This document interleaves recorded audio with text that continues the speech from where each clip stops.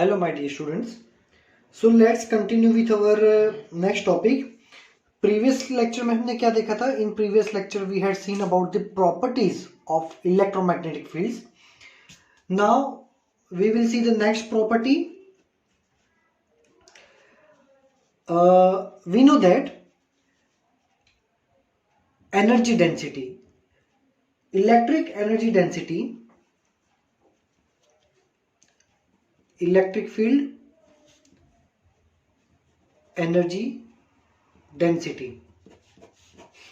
तो energy density क्या होता है? Energy density is energy by volume.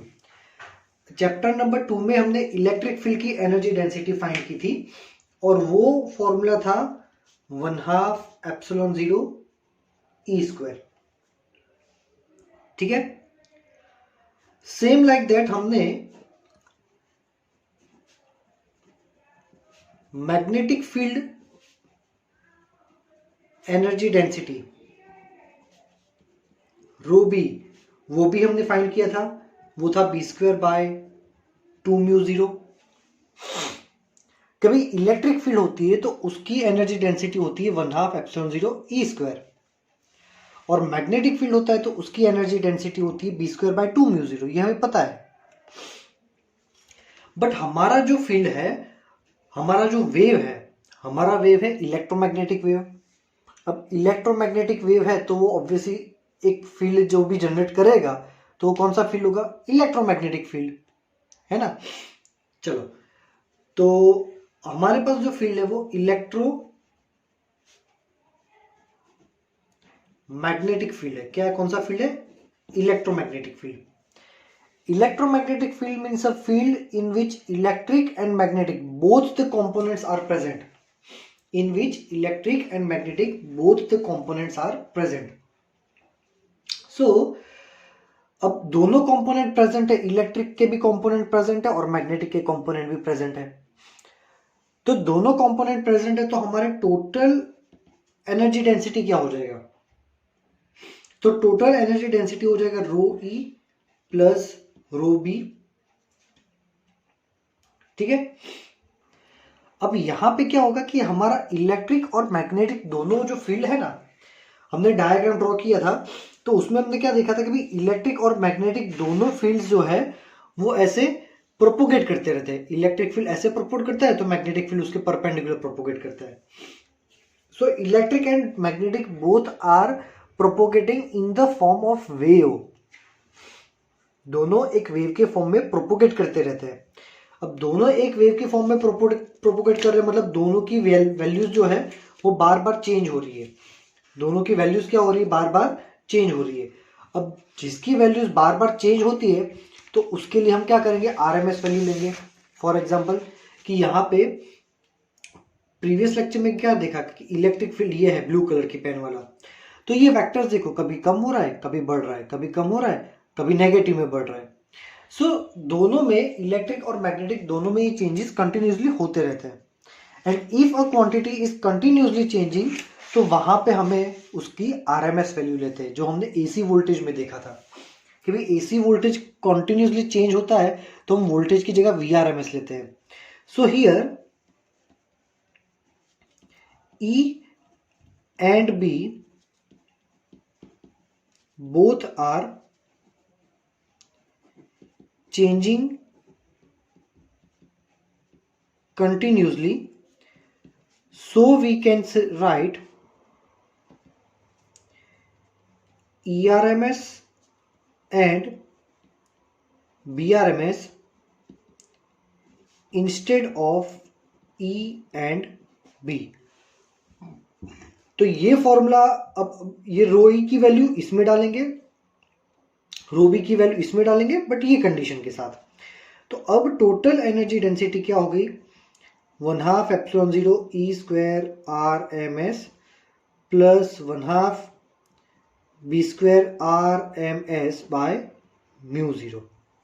ठीक है. हमने क्या किया भाई, ये रो ई की वैल्यू यहां डाल दी पर ई की जगह ई आर एम एस, ये रो बी की वैल्यू यहां डाल दी पर बी की जगह बी आर एम एस, बस और कोई चेंज नहीं किया. तो ये हो गया हमारा टोटल एनर्जी डेंसिटी. ठीक है, अब यहां पे देखो कि भाई प्रीवियस लेक्चर में हमने क्या देखा था। देखो हमने प्रीवियस लेक्चर में ये देखा था कि भाई सी क्या होता है, इज इक्वल टू 1/√μ0 ε0। चलो इसको दे दो इक्वेशन नंबर 1, और ये सी वाला फॉर्मूला मैं यहां लिखता हूं, सी इज इक्वल टू 1/√μ0 ε0। ठीक है, तो देखो अब क्या होगा।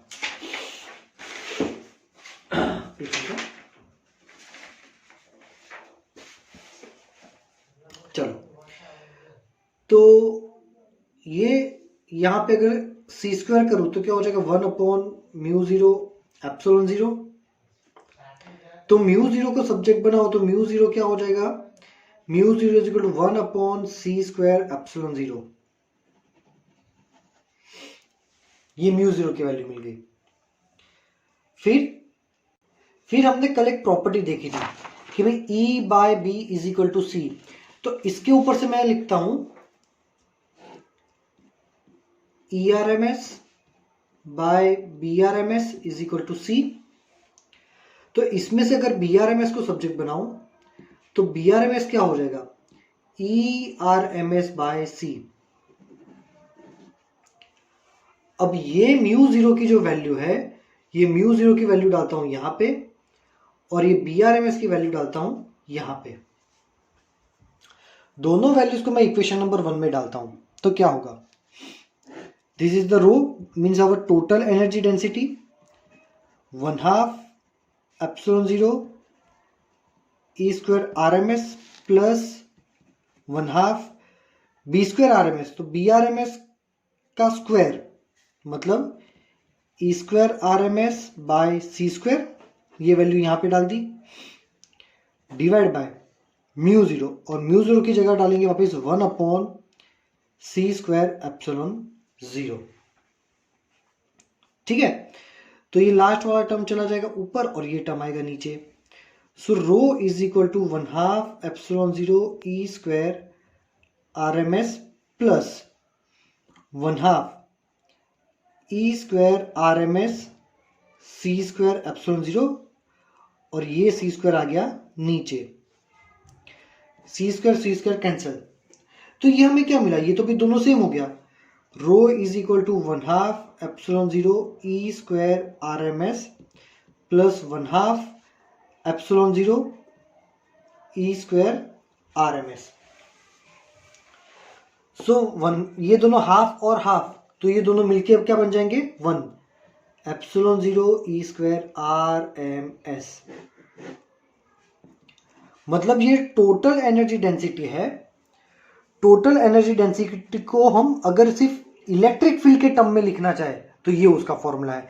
एक्चुअली में क्या था, इलेक्ट्रिक फील्ड और मैग्नेटिक फील्ड दोनों थे, ये तो आपको याद रखना ही है। बट अगर पूरा फॉर्मूला इलेक्ट्रिक के टर्म में लिखना है, मैग्नेटिक निकाल देना है, तो क्या करना है, इन शॉर्ट मैग्नेट वाले टर्म को निकाल दो और यहां से 1/2 निकाल दो तो आ गया।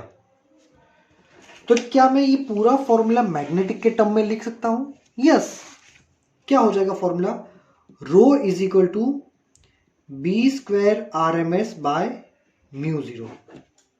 Rho is equal to B² RMS by μ0। मतलब पूरे फॉर्मूला को अगर मैग्नेटिक के टर्म में लिखना है, इलेक्ट्रिक हटा दिया और यहां से 1/2 हटा दिया तो ये फॉर्मूला आ गया, सिंपल है ना। सो ये टोटल एनर्जी डेंसिटी है इलेक्ट्रोमैग्नेटिक वेव की। टोटल एनर्जी डेंसिटी इलेक्ट्रिक और मैग्नेटिक दोनों टर्म्स में, ये टोटल एनर्जी डेंसिटी है बट सिर्फ इलेक्ट्रिक के टर्म में, ये भी टोटल एनर्जी डेंसिटी है बट सिर्फ मैग्नेटिक के टर्म में। ठीक है, तो यहां पे हमारी एक और प्रॉपर्टी खत्म हो रही है। आगे बढ़ते हैं।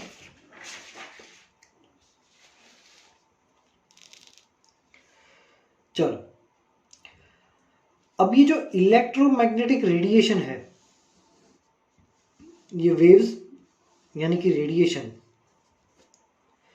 ये रेडिएशन की इंटेंसिटी कितनी होती है। सो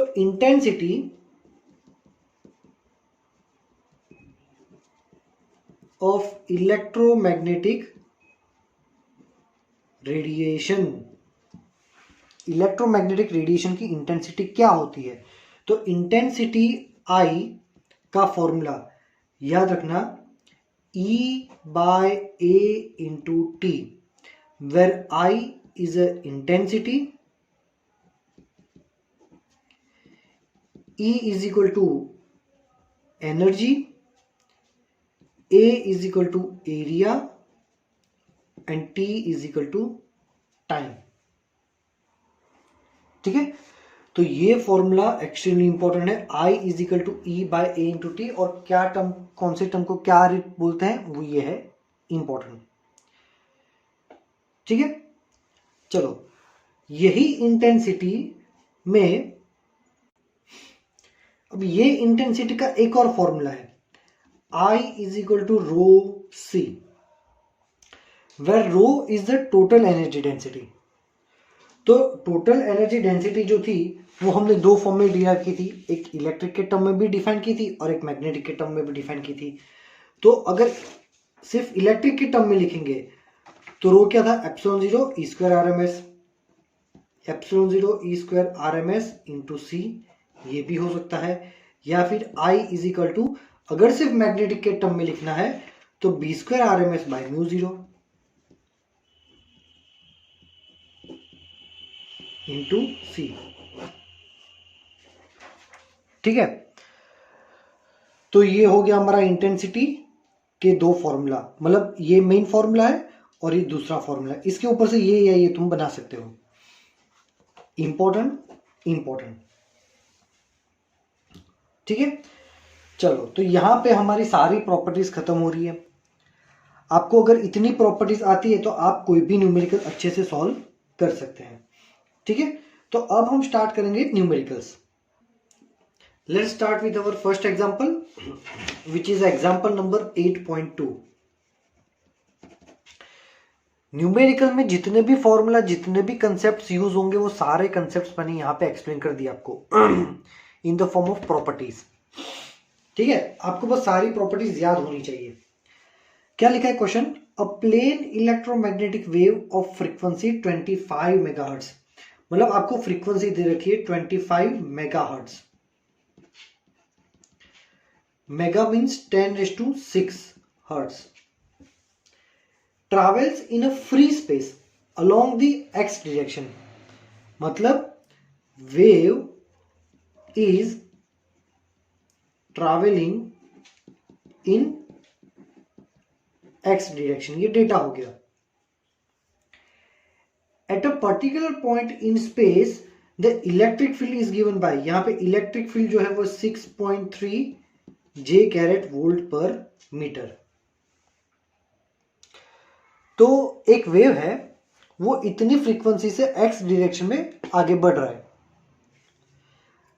eight some point electric field की वैल्यू ये है और उसकी डायरेक्शन है J, तो वो पॉइंट पे मैग्नेटिक फील्ड की वैल्यू और डायरेक्शन क्या होगी।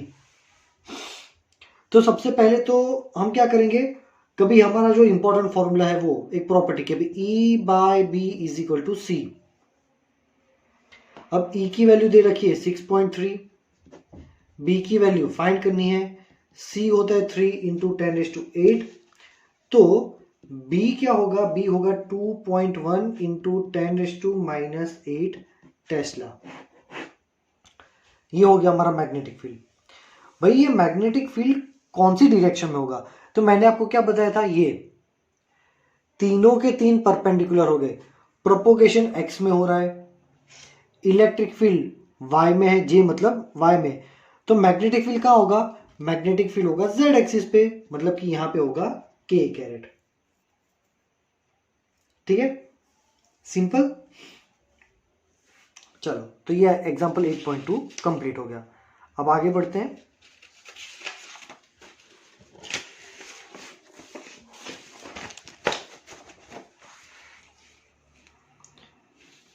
चलो example number 8.3,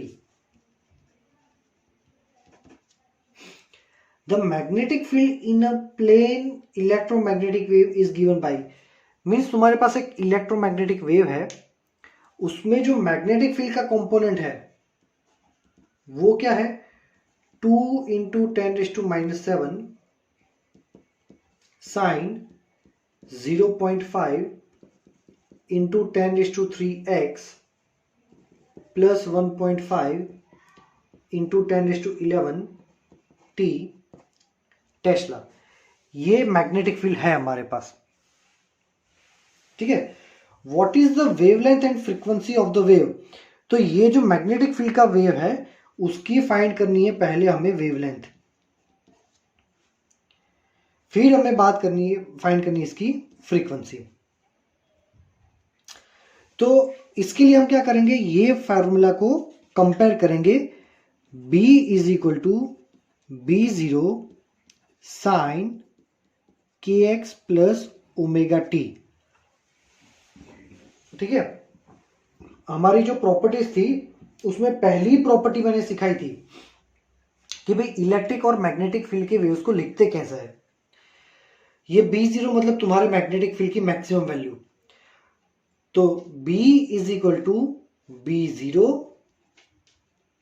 sign kx plus omega T. तो यहां पे अगर कोई तुमको ये पूछे कि भाई ये इक्वेशन दिया है और ऐसा बोले कि भाई मैग्नेटिक फील्ड की मैक्सिमम वैल्यू कितनी है, तो ये, पर हमें यहां पे लेब्रा फाइंड करने के लिए बोला है। तो कंपेयर करो, B is equal to B0 sine kx plus omega T, तो B0 क्या हो गया, 2 इंटू 10⁻⁻7 टेस्ला, ये मैग्नेटिक फील्ड की मैक्सिमम वैल्यू हो गई। खैर इसको फाइंड नहीं करना था, फिर भी बताया है, ठीक है। तो कंपैरिजन में ये हो गया। अब k को कंपेयर करो, k कितना है 0.5 इंटू 10⁻3, बट हमने क्या पढ़ाया था कि k इज इक्वल टू होता है 2π बाय लेब्रा, तो k की जगह रखो 2π by lambda is equal to 0.5 into 10⁻3, so lambda is equal to 2π divide by 0.5 into 10⁻3। So lambda की वैल्यू, इसको अगर सॉल्व करोगे तो आपको लेब्रा मिलेगा 1.26 सेंटीमीटर, है ना। पहले आपको मीटर में मिलेगा, उसको कन्वर्ट करोगे तो सेंटीमीटर में ये आंसर मिल जाएगा, ठीक है। तो कंपेयर करने से हमें k मिल गया। भाई ओमेगा भी तो कंपेयर हो सकते हैं ना। हमारे आंसर हमने क्या क्या कंपेयर किए, एक कंपैरिजन में ये मिला आंसर, फिर कंपैरिजन में ये मिला कि भाई k ये होता है, ये पहला कंपैरिजन है, ये दूसरा कंपैरिजन है इतना, और ये तीसरा कंपैरिजन है इतना।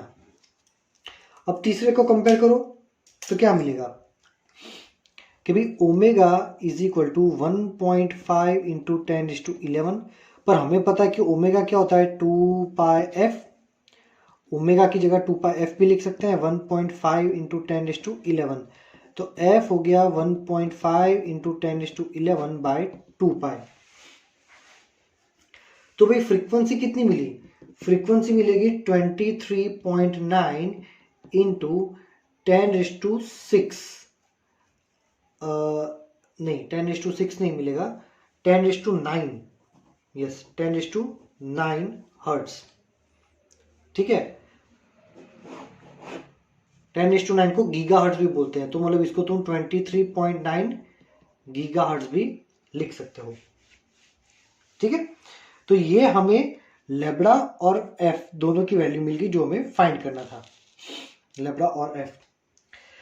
भाई इसमें एक और चीज भी फाइंड करनी है, right an expression for the electric field. भाई हमें इलेक्ट्रिक फील्ड का भी ऐसा फॉर्मूला बनाना है,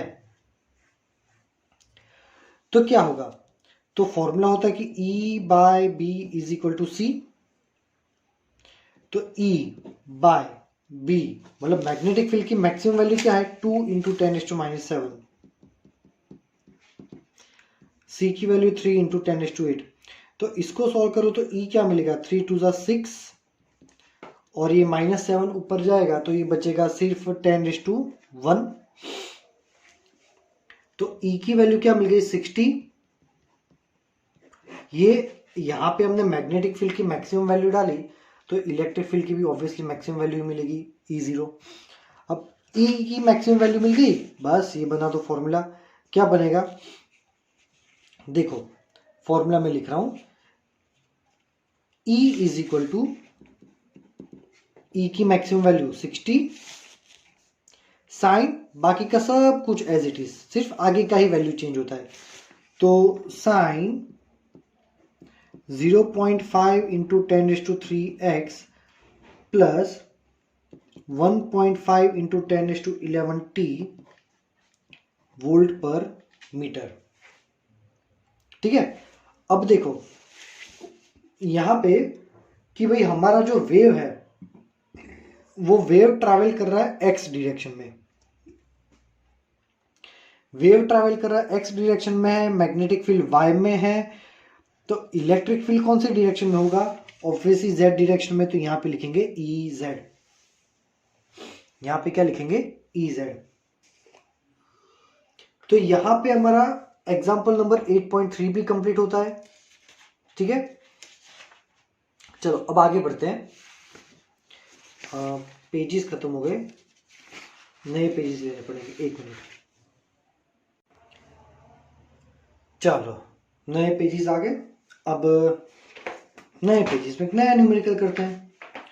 एग्जांपल नंबर 8.4। चलो, light with an energy flux of, देखो आपको एनर्जी फ्लक्स दी रखी है, अब कितनी है 18, और यूनिट क्या है वॉट पर सेंटीमीटर स्क्वायर। वॉट एनर्जी है और सेंटीमीटर स्क्वायर एरिया है, मतलब तुमको ये बेसिकली क्या दिया है, एनर्जी पर एरिया ऐसा दिया हुआ है तुमको। Falls on a non reflecting surface, भाई कौन सी सरफेस पे गिर रहा है, नॉन रिफ्लेक्टिंग सरफेस पे। नॉन रिफ्लेक्टिंग मतलब 100% एब्जॉर्प्शन। ठीक है, if the surface has an area of, area हमें दे रखा है 20 centimetre square, find the average force exerted on the surface during 30 minute of a time Spain.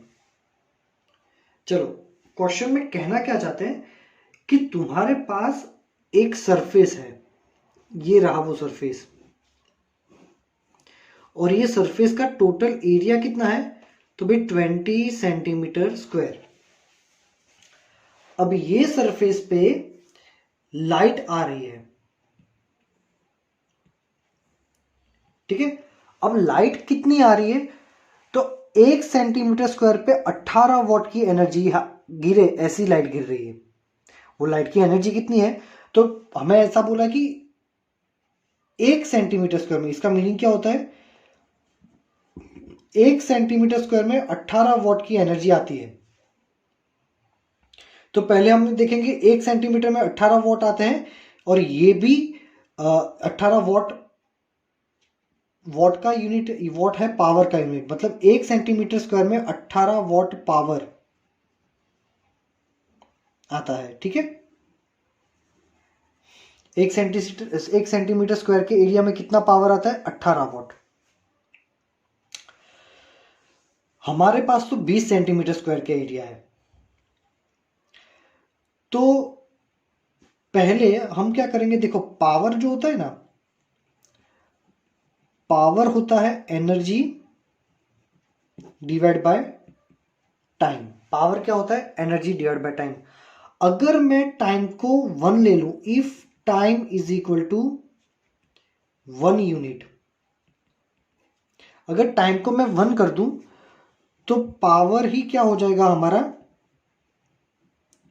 Energy. तो अब मैं ये फॉर्मूला को क्या लिख सकता हूं कि in 1 centimetre square area there is 18 joule energy. क्यों भाई, हमारे यहां तो ऐसा बोला था कि 1 सेंटीमीटर स्क्वायर एरिया में 18 वॉट पावर आ रहा है, क्वेश्चन में तो ये दिया है भाई। तो मैंने क्या किया कि भाई पावर में अगर टाइम को यूनिट कर दे, टाइम को अगर 1 कर दे, टाइम की जगह 1 कर दो तो power is equal to energy हो गया। सो 1 सेंटीमीटर स्क्वायर एरिया में 18 जूल एनर्जी आ रही है पर 1 सेकेंड, क्योंकि टाइम को हमने क्या कर दिया 1 यूनिट, 1 यूनिट मतलब 1 सेकेंड। आपको हर बार यही करना है। अगर क्वेश्चन में पावर दिया है तो हमें एनर्जी में कन्वर्ट करना पड़ेगा। पावर को एनर्जी में कन्वर्ट कैसे करते हैं, power is equal to energy by time. Time को ऑलवेज ले लो 1 सेकेंड। टाइम को अगर 1 सेकेंड लोगे तो पावर ही हमारा एनर्जी हो गया। जितना पावर उतनी ही हमारी एनर्जी पर 1 सेकेंड में। तो 1 सेंटीमीटर स्क्वायर एरिया में 18 जूल एनर्जी हर सेकेंड आती है। तो हमारे पास तो 20 सेंटीमीटर स्क्वायर एरिया है और उस पर लाइट गिर रही है 30 मिनट तक।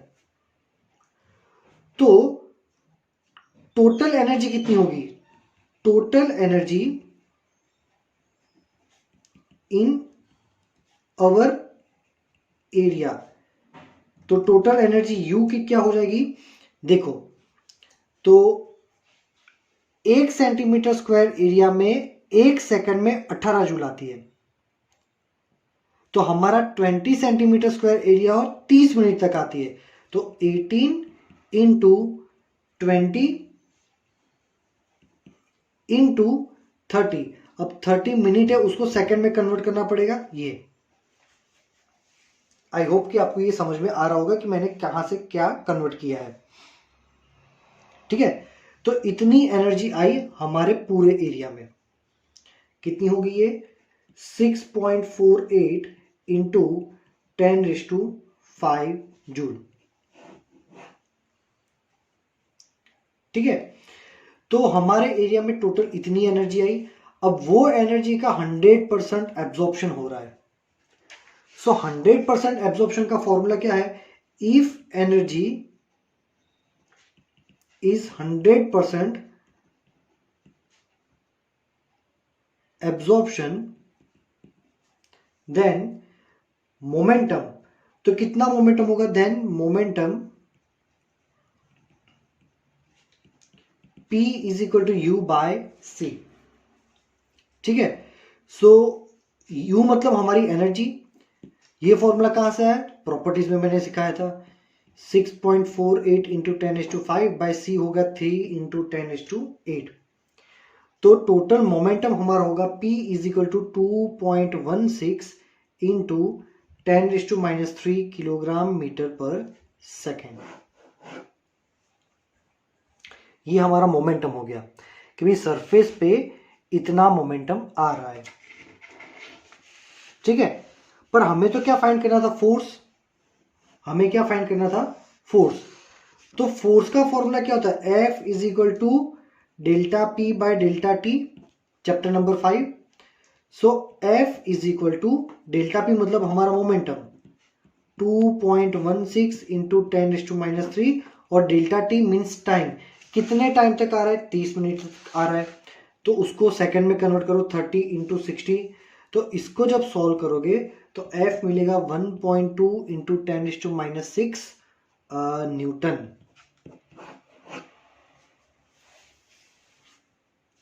ठीक है, चलो, तो आई होप कि आपको सब कुछ समझ में आ रहा होगा कि मैंने क्या किया है। क्वेश्चन में ये दिया था कि 1 सेंटीमीटर स्क्वायर एरिया में 18 वॉट पावर आते हैं। अगर हम टाइम 1 सेकेंड ले ले तो पावर ही हमारी एनर्जी हो जाएगी।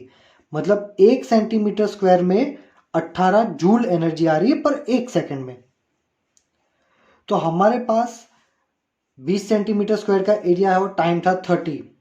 तो हमारे पास टोटल एनर्जी कितनी होगी, ये है ना कि 1 सेंटीमीटर स्क्वायर में 1 सेकेंड में 18 जूल, तो 18 इंटू 20 इंटू दिस, तो ये इतनी एनर्जी हमारे पास आ रही है और 100% एब्जॉर्ब हो रही है। तो वो मोमेंटम ट्रांसफर करेगी इतना और उसके ऊपर से फोर्स फाइंड किया ये वाला। ठीक है, चलो, तो आज के लेक्चर में यहीं तक रखते हैं। If you are having any doubt you can ask me in the message section. And one more thing related about the school fees, है ना। So my dear students, pay your fees time to time because it is very important to run a school. So जो बिना fees के school चलेगा ही नहीं। आपके जो video lectures हैं उसमें भी इंटरप्ट हो सकता है। वी नो दैट कि ऑनलाइन में आपको फिजिकल क्लास जैसा नहीं समझ में आ रहा होगा, बहुत से लोगों को ये बोरिंग भी लगता है, बट ऐसा तो है नहीं कि पूरा इंडिया पढ़ रहा है और हम आपको ही नहीं पढ़ा रहे। भाई, पूरे इंडिया में ये प्रॉब्लम है और ये सिचुएशन आपने हमने तो क्रिएट नहीं की। इसमें हमें जो हार्ड वर्क लगता है टीचर्स को, ये फिजिकल क्लास की कंपैरिजन में बहुत ज़्यादा है हार्ड वर्क, एक्सट्रीम लेवल का हार्ड वर्क है ये। इसको एक्सप्लेन करना, सब कुछ लिखना, है ना। So this is the very hard working work और इसको मेंटेन करने के लिए, पूरा जो सिस्टम मेंटेन करने के लिए एक रिक्वायर्ड चीज है योर स्कूल फीस इंस्टॉलमेंट्स। अगर वो नहीं होगा तो ये पूरा का पूरा सिस्टम जो क्रैश डाउन हो जाएगा। So please pay your fees time to time so that the process will continue like smoothly, interrupt नहीं होगा कुछ भी और आपको पीछे से भी कोई प्रॉब्लम नहीं होगा, है ना। ठीक है, चलो, if you are having any doubt you can ask me in the message section. Thank you very much my dear students.